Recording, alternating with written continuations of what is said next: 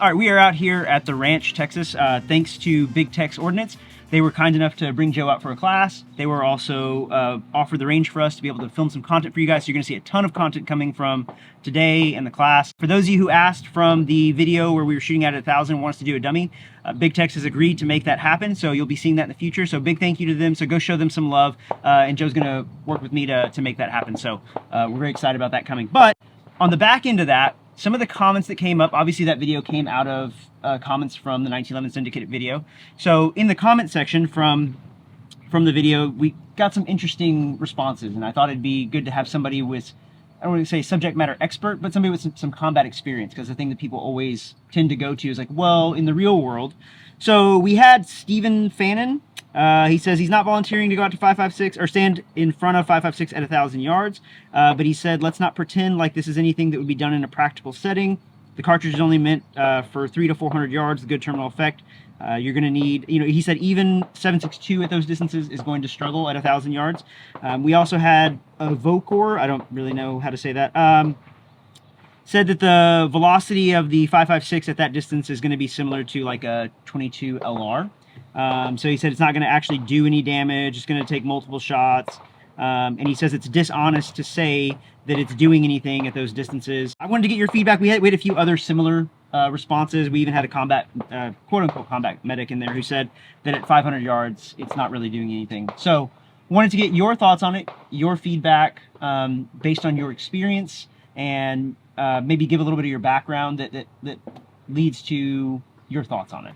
My background is 14 years in the SEAL teams, 4 deployments, Iraq, Afghanistan, all those things. Was a platoon troop team lead sniper and then ran the sniper course. 5.56, there's a couple sides of this. One is shot placement, obviously. 2 is availability and what platform you're choosing for what application. A gun at home is useless to you versus the gun you have in your hand. And so, especially in the military or law enforcement type scenario, we don't have the opportunity to choose necessarily the best gun at the moment you're going to need it for that situation. You have whatever you have in your hand. 5.56 is one of those things that was obviously selected.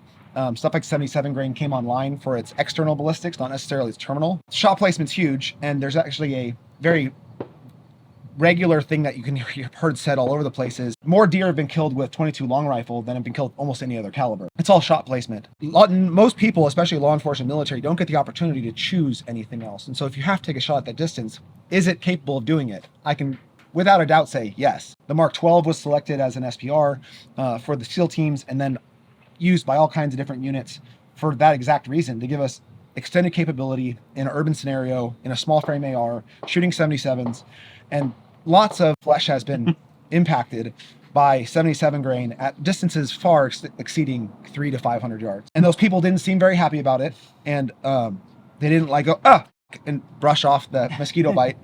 But would something like a 6.5 Creedmoor have been better? Absolutely. Yeah. And it's like, and that's the thing people get caught up in is like, well, let's not act like there isn't better situations or better weapons you can choose. Well, yeah, that's absolutely. I can shoot a 300 Norma too. Like, what are you trying to accomplish? Are you also trying to be something that you can assault with, that you have mag compatibility with the assaulters, that you can, if you run out of ammo, you can grab a mag from somebody else in your unit and still give extended capability?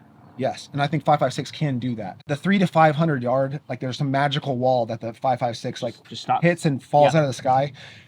It's disproven in every class we teach, and it's like if a lot of the other comments in those videos echo the same things. You talk to guys like Alex at Ridgeline or Sidewinder Concepts or Precore or Counting Coup or any of these other personalities.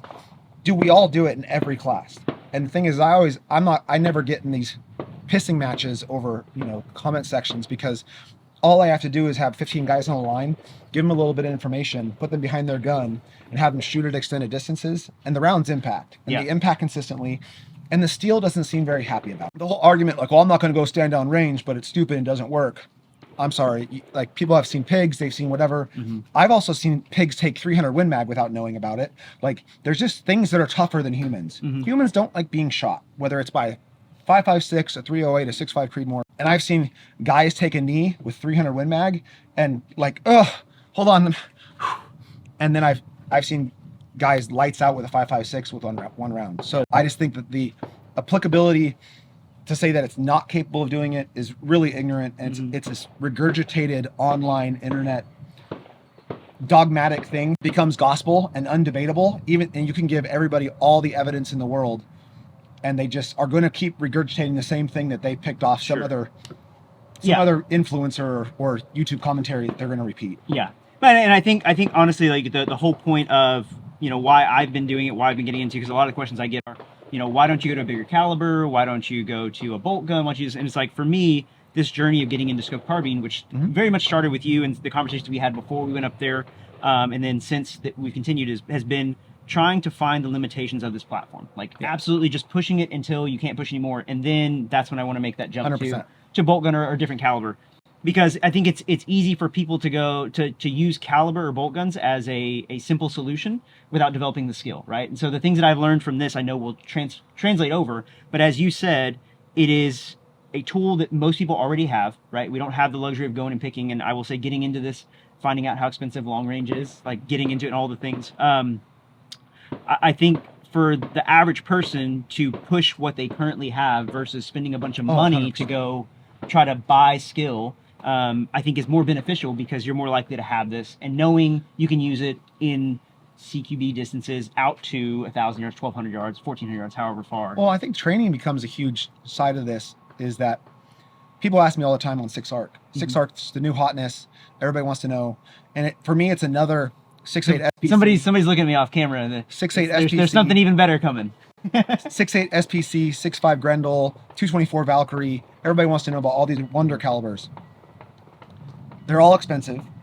They all most of them take proprietary bolts, proprietary magazines.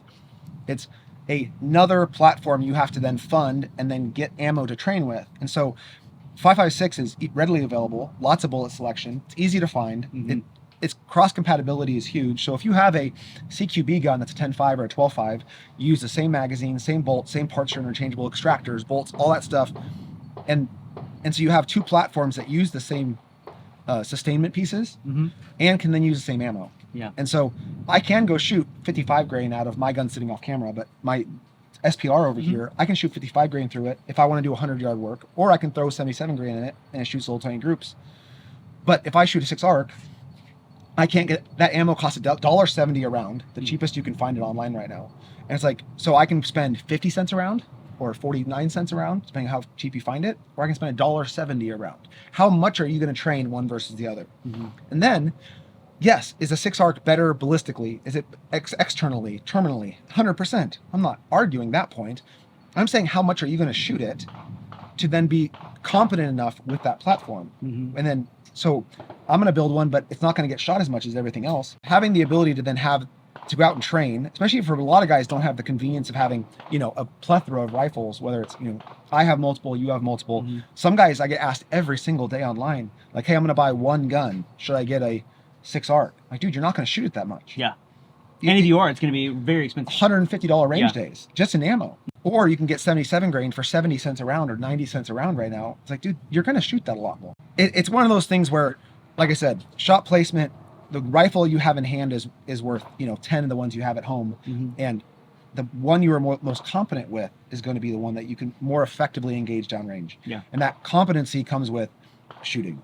And I think most of these online little dogmatic things that become gospel that's repeated over and over in everybody's comment section of every video you post up distance can be fixed by just going and shooting your gun. On that note, we're going to end you guys here. We've got more videos coming with Joe, so stay tuned for those. But if you're interested in taking a class with Joe, go check out bruiserindustries.com, and I'll link that down below. You can go sign up for a class. You are all over the West Coast right now. You going to venture out to the East Coast at all? Yeah, it's everybody asks me all the time. I'm not a 40-week-a-year instructor, so but my course load tends to be about 25 classes a year. We are coming to Florida for law enforcement military classes. I have a class in Pennsylvania that's sold out.